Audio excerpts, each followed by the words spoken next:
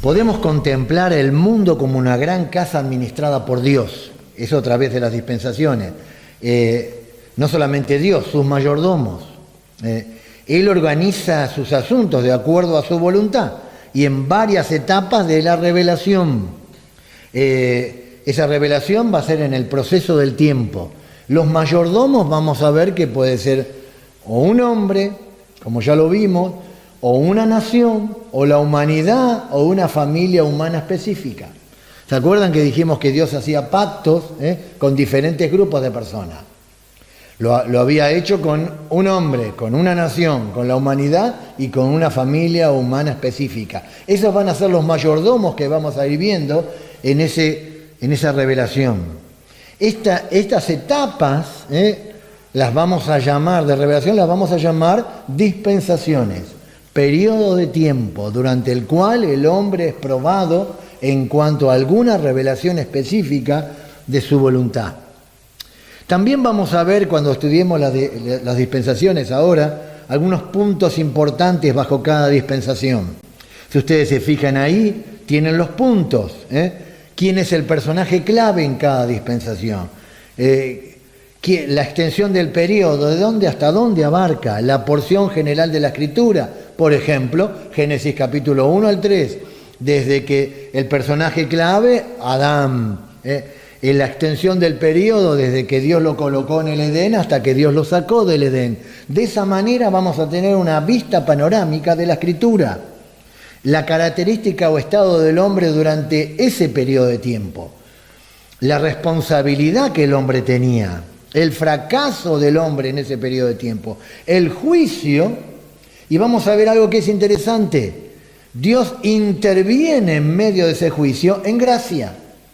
¿Por qué? Porque le permite al hombre y le da al hombre las condiciones de ejercer justicia bajo otras condiciones ahora, para darle una nueva oportunidad. Eso es lo que vamos a ir viendo a lo largo de todas las dispensaciones. Entonces comenzamos con la primera dispensación, dispensación de la inocencia. O sea, este es el primer nuevo comienzo en la historia de la humanidad. Adán y Eva van a comenzar su vida en el jardín del Edén. La forma, Génesis capítulo 1 al 3, la forma o trato de Dios con el hombre en este periodo de tiempo lo llamamos pacto edénico. ¿Se acuerdan que dijimos que el pacto era una declaración por parte de Dios en la cual Dios establecía una relación de responsabilidad? Y vamos a ver algo, que el pacto y la dispensación van juntos. Es como una moneda, para que lo entiendan. Es como una moneda.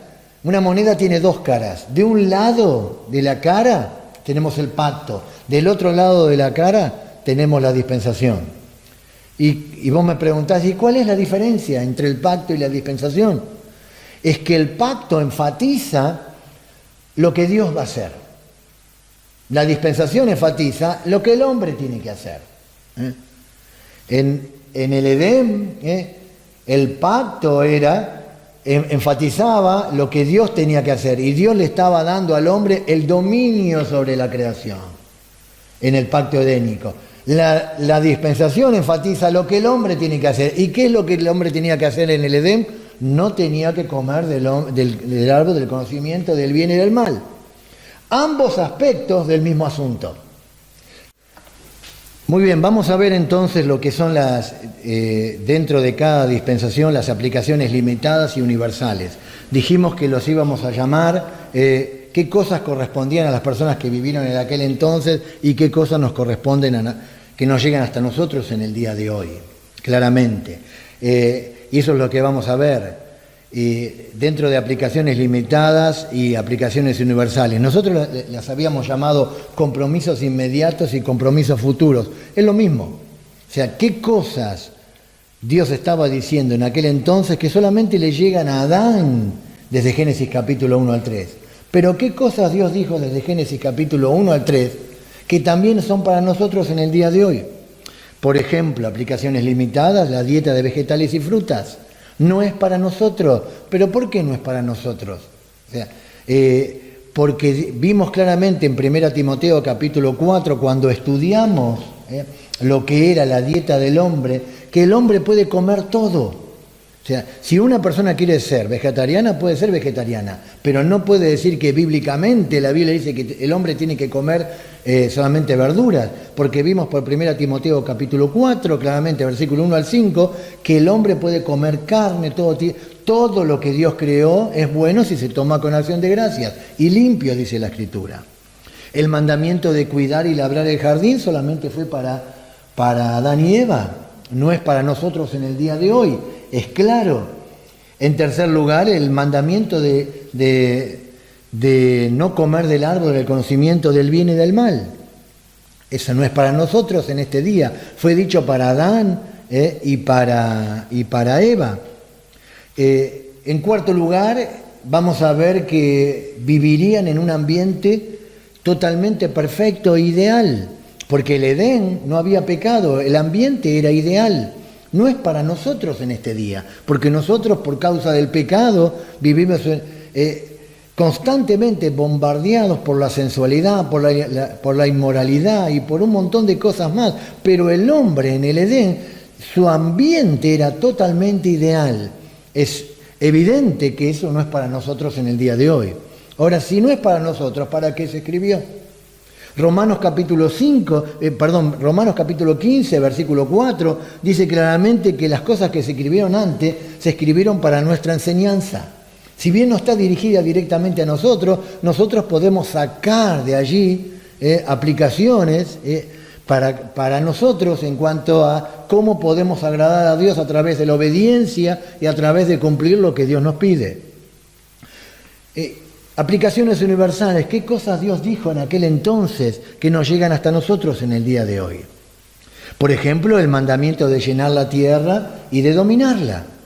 Ese mismo mandamiento que le dio en Génesis capítulo 1, versículo 29, se lo vuelve a repetir al hombre en Génesis capítulo 9, versículo 1 y 2 en adelante. Ahora, la diferencia es que había pasado el diluvio. En Génesis capítulo 9 comienzan las naciones gentiles. Varias de las cosas que vamos a ver en Génesis 9 nos llegan hasta nosotros en el día de hoy, porque es el comienzo de las naciones gentiles. En Génesis capítulo 9 dice claramente que bendijo Dios a Noé y a sus hijos y le dijo a fructificar y multiplicar y llenar la tierra, lo mismo que le había dicho a Adán. O sea que vuelve a repetir el mandamiento de poblar la tierra. Pero ahora dice, el temor y el miedo de vosotros estarán sobre todo animal de la tierra y sobre todas las aves de los cielos y en todo lo que se mueve sobre la tierra y en todos los peces del mar en vuestras manos son entregados. En Génesis capítulo 9, versículo 2, vemos las tres clasificaciones mayores de criaturas, porque habla de peces, de aves y de bestias. O sea, claramente el hombre fue colocado como la corona de la creación. O sea, el mandamiento de poblar, llenar la tierra, que fue dado en Génesis capítulo 1, se vuelve a repetir en Génesis capítulo 9. La diferencia ahora es que la creación en Génesis 1 al 3, hasta la caída, se sometía por amor. Pero después de Génesis capítulo 9, después de la caída del hombre y después del diluvio, vamos a ver claramente que la creación se va a someter por temor. Se mencionan acá, el hombre fue colocado para que domine. Sabemos por Génesis capítulo 1 al 3 que el hombre le puso nombre a los animales. Pero no hay mucha información en cuanto a si el hombre ejerció ese dominio. En Santiago capítulo 3, versículo 7 dice que toda naturaleza de bestias, de aves y de serpientes y de seres del mar se doma y ha sido domada por la naturaleza humana. El hombre tiene la capacidad para dominar sobre toda la creación. Dios se la dio, pero toda la creación no se somete al hombre. Eso lo vamos a ir viendo también. Dios le dio al hombre esa capacidad. En el Edén era el señorío sobre toda la creación. Por su pecado el hombre lo perdió, pero el mandamiento de llenar la tierra nos llega hasta nosotros en el día de hoy.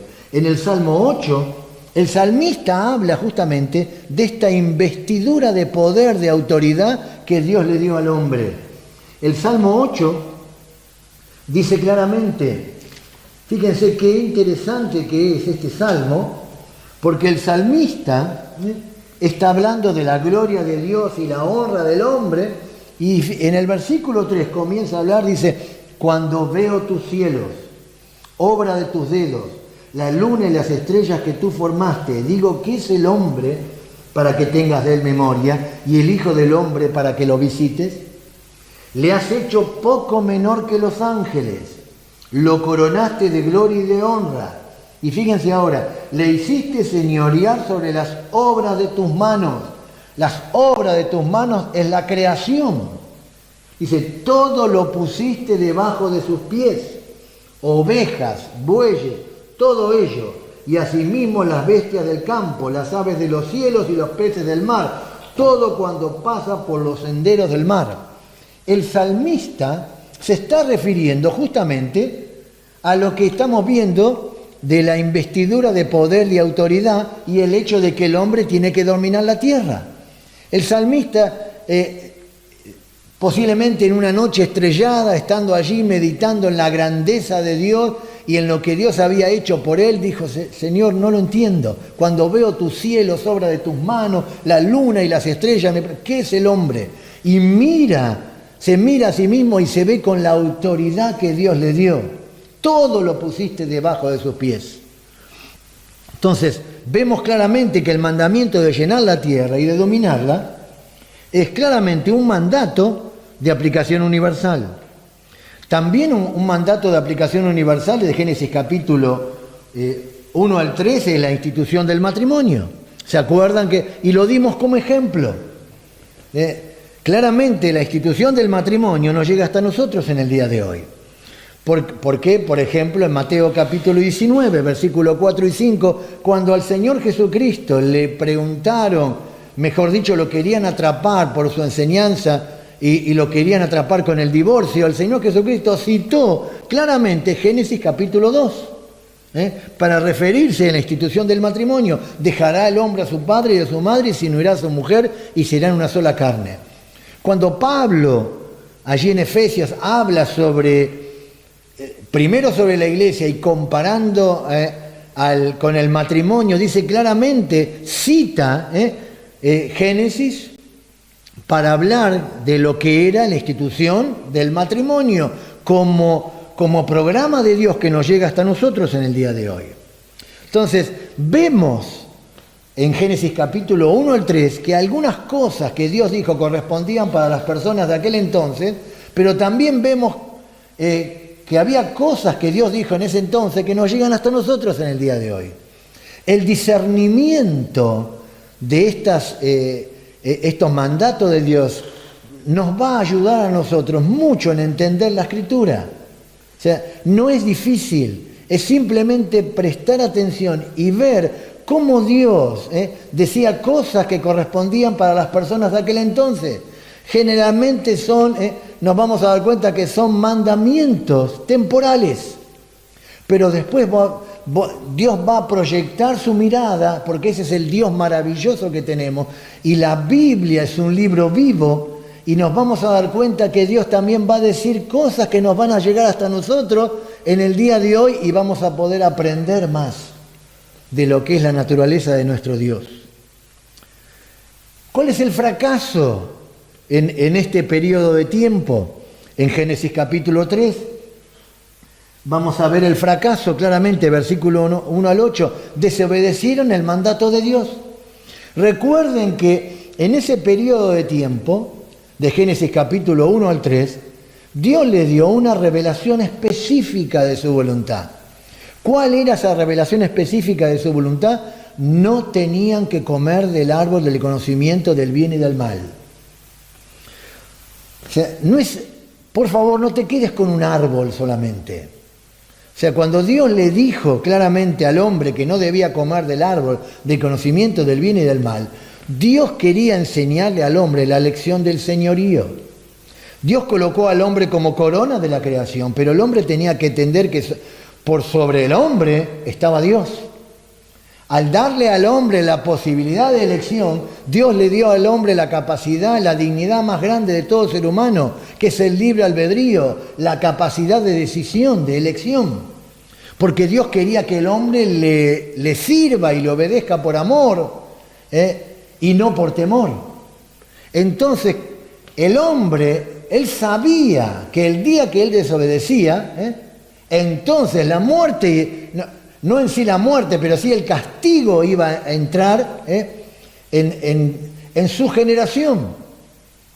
Ahora, ¿cuál fue el fracaso? Desobedecieron el mandato de Dios. ¿Por qué?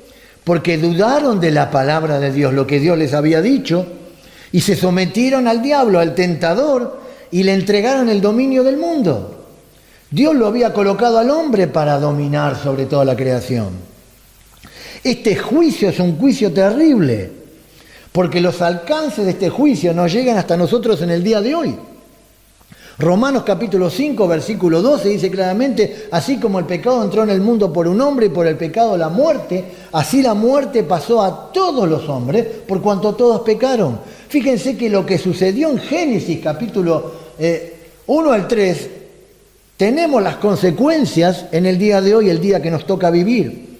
¿Y cuál es el juicio en este periodo de tiempo? ¿Se acuerdan que dijimos que había en cada periodo terminaba con un juicio? El juicio es la expulsión del huerto del Edén. Ese es el juicio general. Dios los echó del Edén, claramente. Vamos a ver después, cuando desarrollemos ahora un poco más la dispensación, vamos a ver que hubo juicio sobre el hombre, sobre la mujer, sobre la serpiente. Pero el juicio general, entendamos el concepto, desde Génesis capítulo 1 al 3, es que Dios lo puso al hombre como corona de la creación. El hombre tenía que reconocer el señorío de Dios. Pero el hombre dudó de la palabra de Dios, se sometió al tentador y fracasó. Como resultado de eso, desobedeció a Dios. ¿Y Dios qué hizo? En el juicio lo expulsó del huerto del Edén. Por supuesto, hay mucho más información desde Génesis capítulo 1 al 3, pero tenemos un panorama del trato de Dios con el hombre en ese periodo de tiempo. Pero también dijimos que cada pacto mantenía el hilo de la redención. Cada pacto tenía su cumplimiento total en la persona del Señor Jesucristo.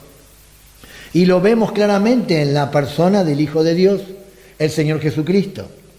Ahora, Dios creó al hombre justamente para señorear sobre los animales y toda la creación. Dios lo colocó allí al hombre, pero por el pecado el hombre perdió ese dominio.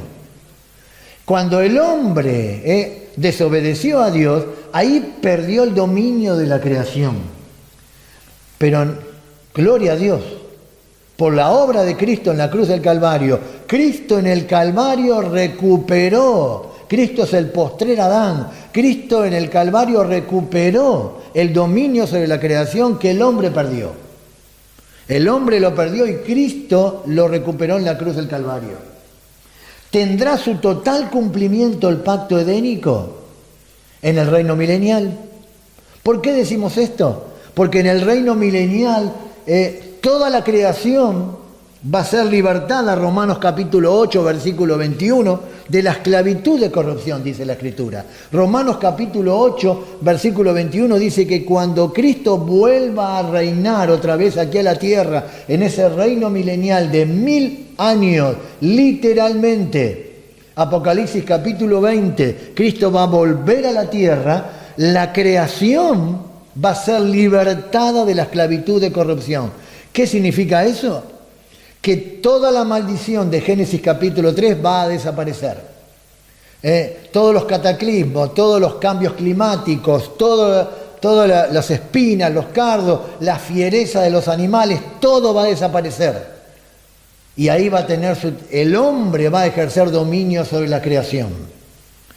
Y la creación se va a someter al hombre como se sometió la creación al Señor Jesucristo cuando Cristo estaba aquí en la tierra. ¿Se acuerdan allí cuando el Señor Jesucristo iba a entrar en Jerusalén? En Lucas capítulo 19, En Lucas capítulo 19, versículo 28 al versículo 30, antes de entrar en Jerusalén, dice, dicho esto, iba adelante subiendo a Jerusalén, y aconteció que llegando cerca de Betfage y de Betania, al monte que se llama de los Olivos, envió 2 de sus discípulos, diciendo, id a la aldea de enfrente, y al entrar en ella hallaréis un pollino atado, en el cual ningún hombre ha montado jamás. Desatadlo y traedlo. Si uno sigue el relato bíblico, va a ver que cuando los evangelios hablan de la entrada del Señor Jesucristo, entró en un pollino, hijo de asna, sobre el cual jamás hombre alguno se había sentado. O sea, este animal era un animal salvaje. Dice que nunca nadie se había sentado en él. Pero este animal, al ver al Señor Jesucristo, el Señor de la creación, ese animal se sometió al hombre perfecto. Y dice la Escritura que Cristo entró mansamente montado sobre ese pollino allí en Jerusalén. ¿Por qué? Porque la creación se estaba sometiendo al Creador. La creación, el pacto edénico, la creación se sometió al Señor Jesucristo durante su ministerio terrenal. Él calmó los vientos, las aguas se aquietaron, los peces le obedecieron, todo se sometió al Creador. El pacto edénico entonces es justamente, nos enseña que el dominio que el hombre perdió en la creación, Cristo lo recuperó en la cruz. Durante el ministerio terrenal de Cristo, el pacto edénico comenzó a cumplirse. Porque vimos destellos de ese dominio del Señor Jesucristo sobre toda la creación. Pero el pacto edénico va a tener su total cumplimiento en el reino milenial. Cuando el Señor Jesucristo esté reinando aquí en la tierra y toda la creación va a ser libertada, Romanos 8, 21, de la esclavitud de corrupción. Y toda la creación va a florecer por completo. Y todos los animales salvajes van a desaparecer. Y el hombre va a volver a tener ese dominio que él perdió allí en el Edén. Vamos a ver ahora el otro aspecto de lo que estamos diciendo. ¿Se acuerdan que dijimos que el pacto y la dispensación iban juntos? Era como una moneda. El pacto enfatiza lo que Dios iba a hacer. Ahora la dispensación enfatiza lo que el hombre tiene que hacer. Es el mismo asunto, pero desde ópticas diferentes. Ahora vamos a ver lo que el hombre tiene que hacer en la dispensación. Recuerden que una dispensación es un periodo de tiempo durante el cual el hombre es probado. Y entonces, el personaje clave en esta dispensación es Adán.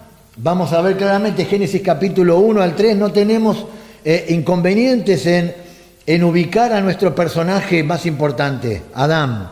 La extensión del periodo desde que Dios colocó al hombre en el Edén hasta que Dios lo sacó. La porción general de la Escritura.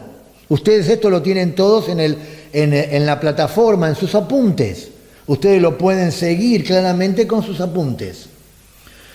La porción general de la Escritura, Génesis capítulo 1 al 3, en el apunte ustedes tienen versículos, vamos a seguir capítulos y entonces es mucho más fácil para memorizarlo en nuestra mente y tener las divisiones de la Escritura.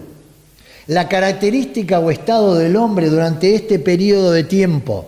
¿Cuál era la característica o estado del hombre durante Génesis capítulo 1 al 3? Lo podemos resumir con una palabra. Era ideal. Era ideal. ¿Por qué era ideal? ¿Por qué la característica o estado del hombre ideal? ¿Por qué decimos que era ideal? En primer lugar, porque no tenía pecado, tenía una naturaleza inocente. O sea, al no tener pecado en su vida, no tenía la naturaleza pecaminosa, entonces tenía una naturaleza inocente. Continuamente hacía el bien, continuamente pensaba el bien. En segundo lugar, estaba en un jardín hermoso. Porque recuerden que ese jardín lo creó Dios y si lo creó Dios era completamente hermoso. Por completo era. Todavía no había sucedido el juicio del diluvio que cambió por completo toda la geografía. Pero ese lugar era sumamente hermoso. En tercer lugar, sus necesidades temporales eran suplidas gratuitamente por Dios. O sea, él tenía una tarea, pero él tenía todo lo que necesitaba para su subsistencia allí en el Edén. En cuarto lugar, tenía poderosas facultades mentales. Recuerden que el hombre tenía su mente, no estaba embotada por el pecado. Entonces su mente pensaba de continuo el bien. En quinto lugar, tenía una tarea dada por Dios para emplear su tiempo. Claramente la tarea de labrar y cuidar el jardín era para implementar y para que él tenga ocupado su día. Eso es muy importante. La ociosidad es un enemigo y es un peligro en la vida de los cristianos. Pero también tenía una compañera idónea dada por Dios. Esa idea de idónea literalmente significa adecuada para él. Esa es la idea de idónea. Cuando Dios creó a Eva, la creó justamente como el complemento a Adán. Porque recuerden que Adán le puso nombre a todos los animales, al macho y hembra, pero no se halló compañera para Adán. Y cuando la Biblia habla de ayuda idónea, es la idea de alguien que viene en rescate de otro. Esa es la idea de ayuda. O sea que Eva vino justamente en rescate de Adán, de la soledad que tenía Adán. Y por eso era, en ese ambiente totalmente ideal, era la compañera idónea para él. Dios le advirtió a Adán de las consecuencias de la desobediencia. No es que Adán no sabía. Cuando Dios le dijo, no comerás del árbol del conocimiento del bien y del mal, Dios le estaba advirtiendo y le estaba dando al hombre la posibilidad de elegir con el libre albedrío. Y el hombre, en ese ambiente ideal, disfrutaba de comunión con Dios. Entonces, desde Génesis capítulo 1 al 3, cuando pensamos en el hombre original, en Adán y Eva, en ese lugar, nuestra mente, al pensar en eso, dice, qué increíble que era. Qué increíble que era todo eso. Todo eso se perdió por causa de ¿qué? Del pecado.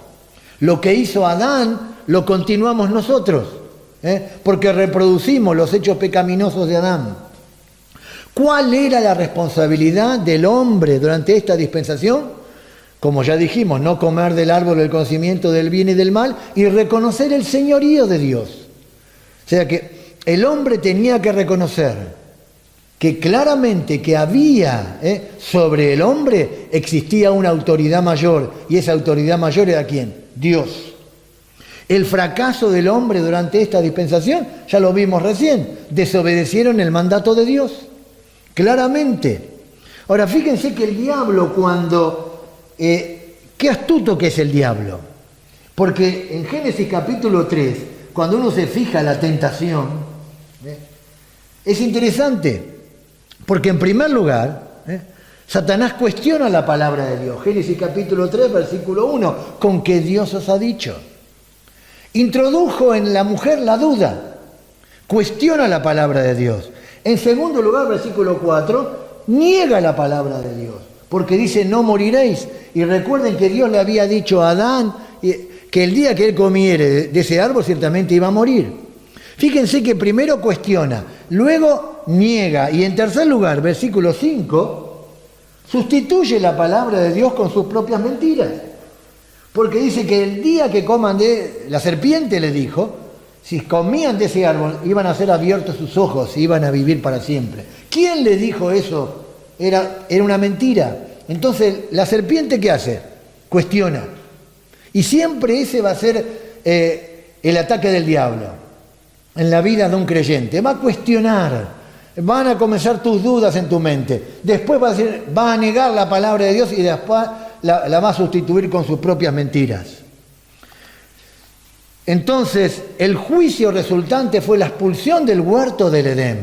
El hombre fue expulsado y, por supuesto, hubo varios juicios. Hubo juicio sobre la serpiente, claramente. Hubo juicio sobre la mujer. Hubo juicio sobre el hombre. O sea, eso uno lo puede ver desarrollado en los capítulos de Génesis capítulo 3. Claramente el juicio sobre la serpiente, sobre la mujer y sobre el hombre.